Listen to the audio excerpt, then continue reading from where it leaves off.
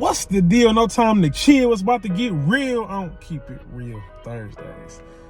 Hey, look, man. So sometimes you got to keep going through the same thing over and over and over again to get to the main reason why you going through it. So this morning, man, I had an appointment. I had an appointment at 8 o'clock to get my hair cut, and so automatically, it's easy to get tripped, right? So you got your go-tos, in which, in your mind, depending on who you are, in your mind, you like, if this happened, this is how I'm gonna react.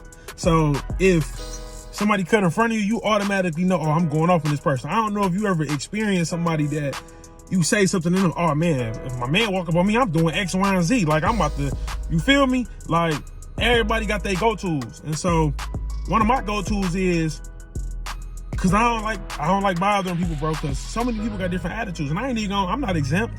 I got attitudes too. And so when I experience people, just to keep the peace, because I don't like confrontation, sometimes, man, you gotta just, we live in a world where anything can happen, and sometimes you just gotta, it's better off to save your energy than for a situation to go left. For instance, if you need your haircut or your hair done, opposed to you nutting up on your barber, they already late. Or your beautician, they already late. Like, you got to get to this wedding or whatever it is that you got to do for that day. You want to have a great day. You don't need that energy to rub off on you or to kill your whole day. So watch this. So I already had it in my mind. As soon as dog was like at 7:50, I'm in my mind like, or my bad, 7:55 a.m. I'm like, oh, my man ain't here. He should have been here, really, because if I was in his shoes, I would have been setting myself up to start work, but stuff happens. And so I'm like, all right, cool. So when 8 o'clock came, I'm like, my man still ain't here. I'm not even gonna call. I already had it in my mind and I'm not gonna call, because sometimes you gotta just be aware of your problem. You have to be aware of the opposition. You have to be aware of your enemy.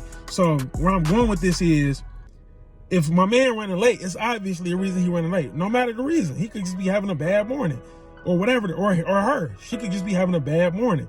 So, excuse me. I said, you know what? I'm automatically gonna wait until 8:10 to hit him up or her up, right? In your case. So when 8:10 came, I'm like, you know what? Let me get another 10 minutes. Now, mind you, I didn't have nothing to do today, so that's why.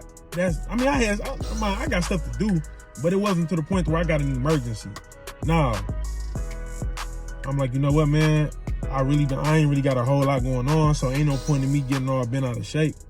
10 more minutes go past, so I'm like, let me just go ahead and call and still maintain a level of composure, a level of poise, if you will. And so where I'm going with this is, like, there's some situations in your life that are going to constantly repeat themselves because you haven't changed. You haven't succumbed to the problem or the situation that constantly happens. And I used to be like, dang, bro, why do the same thing always happen to me? Like, why do I always end up next to this person? This person irritates me. Why I end up in this type of situation? And it's because it's trying to teach me a lesson. And so I learned something this morning. Either God is trying to prick your heart or he's trying to keep you sharp. So what I mean by prick your heart, you're like, man, why would God be trying to prick my heart? Because, you might have a hard heart. You feel me? You might have a hard heart to the point to where nothing can get through.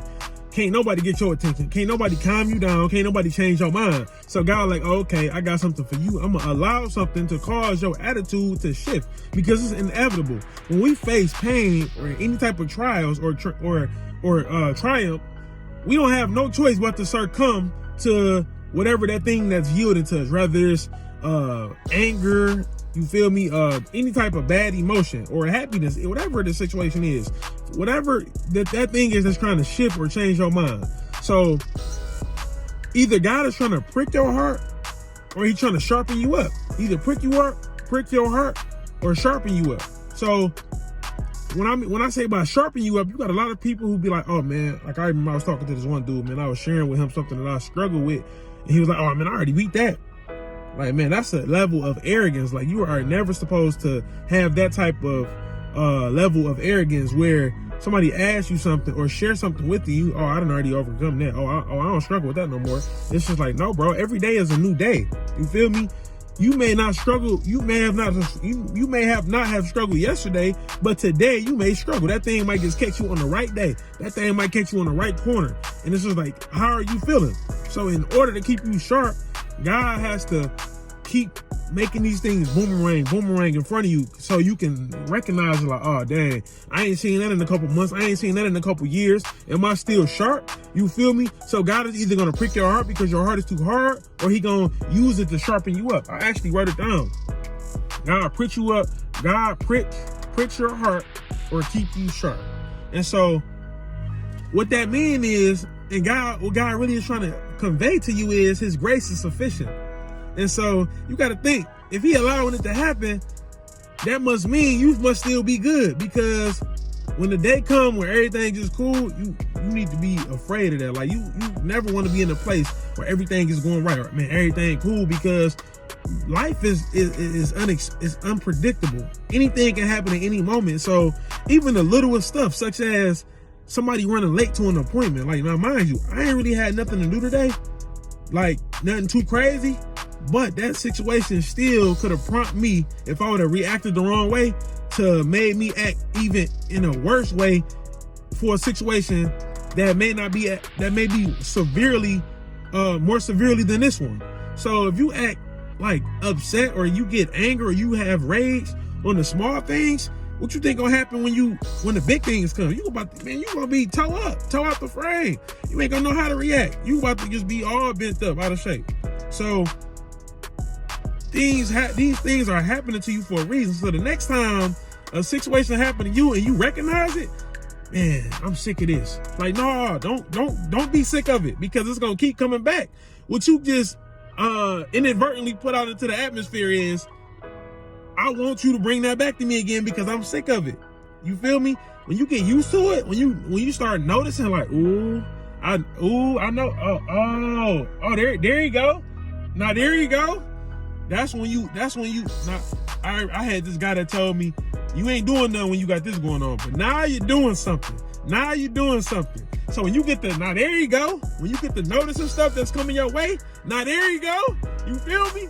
So man, that's all I wanted to tell y'all, man, was that God will either prick your heart or he gonna keep you sharp. It's either one or the other. So you need to just be thankful that these type of experiences are happening to you, because if you get to a place to where you notice, and see, the point that I'm trying to get you to is, I want you to watch this video, and then I want you to start noticing, like, oh, that's what bro was talking about.